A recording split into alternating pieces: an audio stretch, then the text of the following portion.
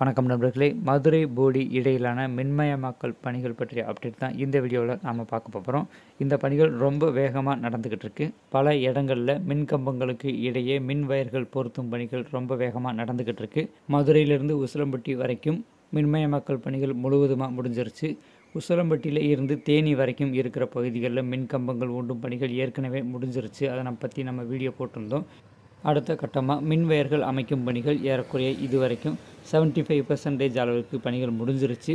இன்னும் ஆண்டிப்பட்டி ரயில் நிலையம், தேனி ரயில் நிலையம், ஆண்டிப்பட்டி கணவாய் பகுதி, இன்னும் சில முக்கியமான சாலைகள் கடந்து செல்லக்கூடிய இடங்களில் மட்டும் இன்னும் மின்வயர்கள் பொருத்தப்படலை. இதே வேகத்தில் பணிகள் நடந்துச்சுன்னா இந்த ஒரு மாதத்துலேயே உசிலம்பட்டி தேனி இடையே முழுவதும் மின்மயமாக்கல் பணிகள் முடிய வாய்ப்பு இருக்குது. அடுத்ததாக தேனியிலிருந்து போடி வரைக்கும் மின்கம்பங்கள் அமைக்கும் பணிகள் நடந்துக்கிட்டு இருக்குது. இந்த எலக்ட்ரிஃபிகேஷன் பணிகள் முழுவதுமாக முடிஞ்சதுக்கு அப்புறம்தான் மதுரை போடி வழித்தடத்தில் கூடுதல் ரயில்கள் இயக்கப்படும். இது எல்லாருக்கும் தெரிஞ்ச விஷயம். அதனால் தேனி மாவட்ட மக்கள் இது எப்போ முடியும்னு எதிர்பார்த்துக்கிட்டு இருக்காங்க.